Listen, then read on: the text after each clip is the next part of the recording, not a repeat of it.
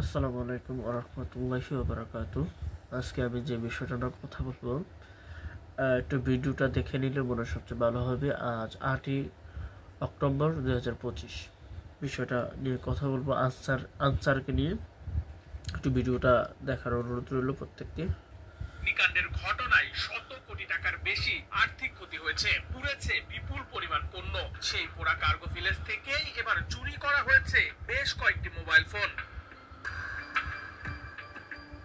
বিমানবন্দরে দায়িত্বরত এক আনসার সদস্য কার্গো কমপ্লেক্স থেকে বেশ কিছু মোবাইল ফোন চুরি করে সেখান থেকে বেরিয়ে যাওয়ার সময় হাতে নাতে ধরা পড়েন। এরপর তার দেহ তল্লাশি করে উদ্ধার করা হয় একের পর এক মোবাইল ফোন।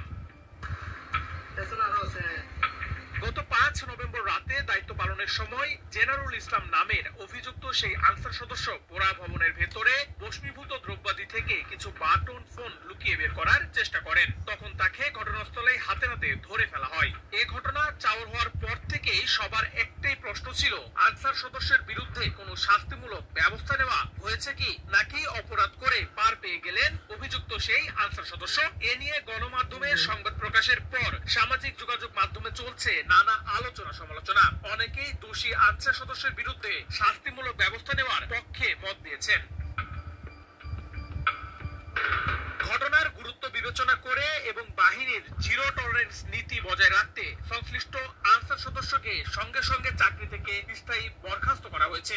7 নভেম্বর শুক্রবার এক বিজ্ঞপ্তিতে বাংলাদেশ আনসার ও গ্রাম প্রতিরক্ষা বাহিনীর উপপরিচালক ও গণসংযোগ কর্মকর্তা মোহাম্মদ আশিকুজ্জামান স্বাক্ষরিত বিজ্ঞপ্তিতে বলা হয়েছে, এত দ্রুততম শাস্তিমূলক ব্যবস্থা গ্রহণের মাধ্যমে বাহিনীর সদস্যদের দীর্ঘ। তো আজকে যে বিষয়টা নিয়ে কথা বলবো সেটা হচ্ছে আনসার বাংলাদেশের সবাই চিনি। এটার কাজ হচ্ছে সামরিক একটা ইয়েতে ওরা আছে, ধরতে গেলে বেসামরিক এরা।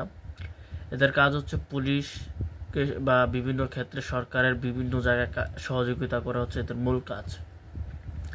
নির্বাচনের ক্ষেত্রে বিভিন্ন ক্ষেত্রে এরা সহযোগিতা করবে, এটাই হচ্ছে ওদের কাজ। তো যে বিষয়টা নিয়ে কথা বলছিলাম, এই আনসার একটা খুবই ভয়ঙ্কর বাহিনীতে পরিণত হয়েছে। কেন? আনসারের 40% শুধু গোপালগঞ্জ, সারা বাংলাদেশে যত আনসার রয়েছে তাদের 40% আনসার গোপালগঞ্জের, এরা আওয়ামী লীগ পরিবারের। এবং আনসার 24 গণঅভ্যুত্থানের পরও তারা আওয়ামী লীগের হয়ে বিভিন্ন জায়গায় বিভিন্ন অপকর্ম করে যাচ্ছে এবং তা এখনো করছে। শুধু তাই নয়, এই আনসারকে নিষিদ্ধ করার জন্য, মানে একবারে আনসার বাহিনীটাকে বন্ধ করা উচিত, মানে এদেরকে একবারে বাদ দেওয়া উচিত বাংলাদেশ সরকারের। এবং এই আনসারের অপকর্ম আরও আছে, শুধু এইগুলোই নয়। বিমানবন্দরে যে ভয়ঙ্কর অগ্নি দুর্ঘটনা ঘটেছে, এটার সাথে আনসারের কোনো না কোনোভাবে হাত রয়েছে, 100% নিশ্চিত। বিমানবন্দরের এই ঘটনার সাথে আনসারের হাত রয়েছে। তারপরে এই আনসার সহ বাংলাদেশে আওয়ামী লীগের যত সদস্য রয়েছে তারা এখনো আগের জায়গায় বহাল রয়েছে। তাদেরকে কোনো পরিবর্তন করা নেই, তাদের কোনো বিচার করা নেই, তাদের সংস্কার করা নেই, কোনো কিছু করা নেই। অন্তর্বর্তীকালীন সরকার এখনো রয়েছে বহাল, তারা তাদের জায়গা। আনসার বলেন,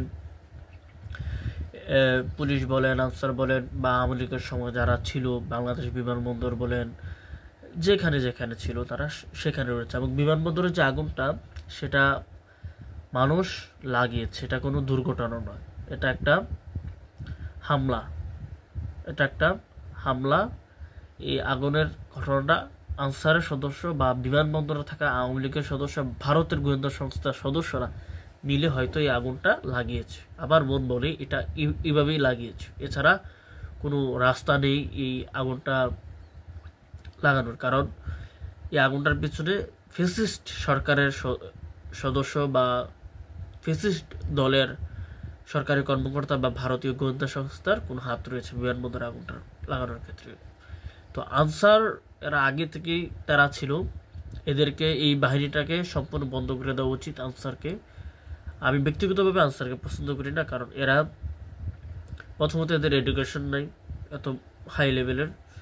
দ্বিতীয়ত আনসার আওয়ামী লীগের হয়ে 24 গণঅভ্যুত্থানের পরে বাংলাদেশে বড় ধরনের একটা আন্দোলন গড়ে তুলে একটা সন্ত্রাসী কায়দা করে, যেটা বাংলাদেশ সরকার যত কৌশলে এটাকে সমাধান করে, কিন্তু আনসার এখনো ঠিক হয়নি। আনসারের ভিতরে এখনো আওয়ামী লীগের সদস্য রয়েছে।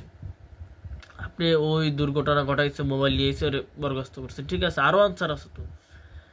বিমানবন্দর থেকে আনসারকে সর্বজনীনভাবে বাতিল করা হোক এদের কার্যক্রম, এবং আনসার পুরো বাহিনীটারে খেয়ে দেওয়া হোক। তারপরে বাংলাদেশের যত জায়গা আছে সব জায়গাতে আনসারকে করা হোক। আনসার এটা সমস্যা।